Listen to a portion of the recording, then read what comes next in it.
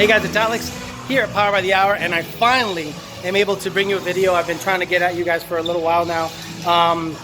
The MFP crank support for Coyote applications is something that I've been talking about for a little while. Sorry if I'm shaky, I'm using the phone again. The GoPro isn't suitable for this.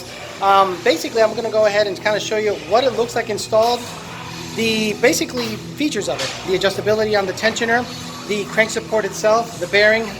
Not installation, because trust me, this is pretty straightforward once you get it in place.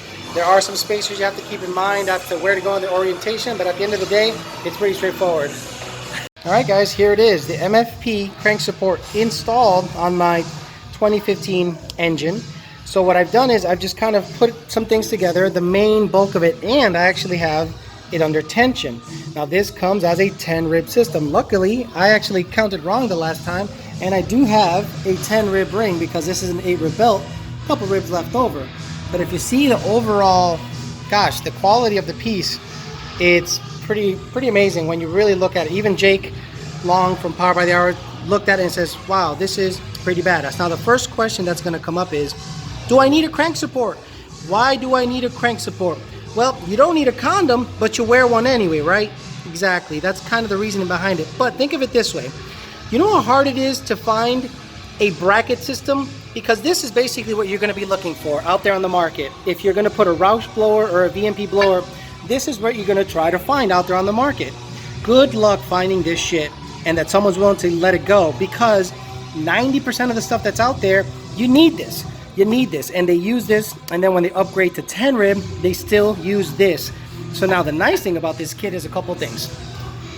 You use this tensioner that comes already in the kit. So if you have a heavy duty tensioner, you reuse the tensioner. Now this guy can take up to about 6 inches of slack on the belt. So right now I have belt size, I think it's KO 80700,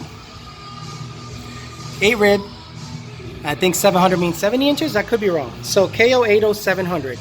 So when I had the tensioner, you take these 4 bolts out, take the tensioner out in one unit, and I had it on the bottom hole and on the top hole. So it wasn't putting as much tension. Actually, it was like this when I first put it on.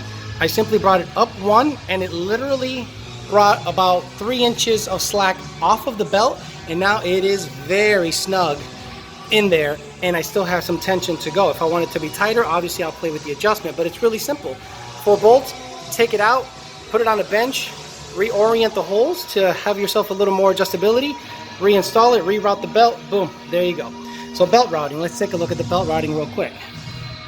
It comes up from the crank, over the idler, and under. So up, over the idler and under. Let's see if I can get a better view from the top. There we go. Crank over the idler, around the 10 rib idler, then it goes up this guy, under to what would be similar to like a Scott Hasty bracket. When you look at closely, it kind of mimics the Scott Hasty bracket or the Roush upper tensioner or the idler mount. But this guy does not bolt to the manifold at all. It's kind of freestanding because it's very well supported on its own frame, for lack of a better word. Then it comes under, around this guy, and then back around the crank as you see here, okay? Now, the kit comes with these spacers, so all you have to do is remove the bolts from this guy, and if you have a 15% like I do, you have that little low profile tensioner going on. So what you're gonna do is you're gonna undo those bolts, use the provided spacer, provided bolts, everything comes in the kit. They even were nice enough to cut me up a water pump pulley. So that's pretty straightforward. Once you kind of get it all together, what I did first of all is I actually assembled everything outside, and then when I put it up to the engine, it made a lot more sense. I'm not the smartest guy in the world. I need visual cues, and once I assembled everything on the bench and then put it up on here, I went, got it. So, well, how does it support the crank? Well, this is how it supports the crank. A lot of people are saying, oh my God, those bolts are hitting. No, there's like a light, it's a little clearance there, okay? So what we're gonna do is we're gonna take this bolt out, discard the washer, reuse it, and install it on the support stud or the support piece of steel, okay? Because the inside is hollow.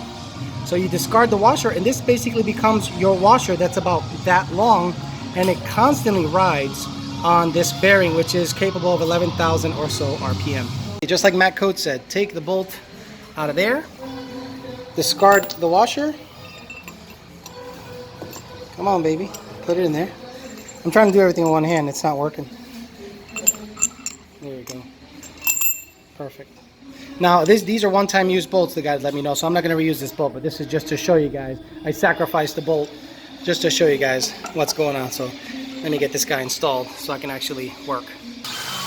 Again, guys, relax. I'm just showing you. So this isn't going to be the final deal, but I'm going to get everything in my right hand. I'm going to right here.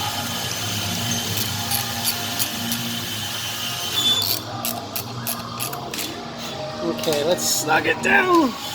I'm not going to impact it, and basically it goes on.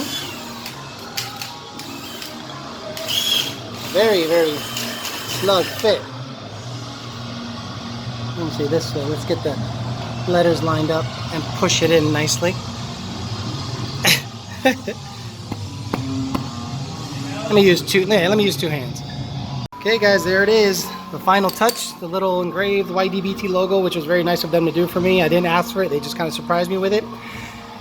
Probably going to take you about maybe 45 minutes or so to kind of figure out where everything goes, make sure everything's lined up properly, snug it down and everything. The tensioner can be readjusted in about 10 minutes. Everything is, the fit and finish is amazing. Remember, all this stuff has to be exactly spaced properly.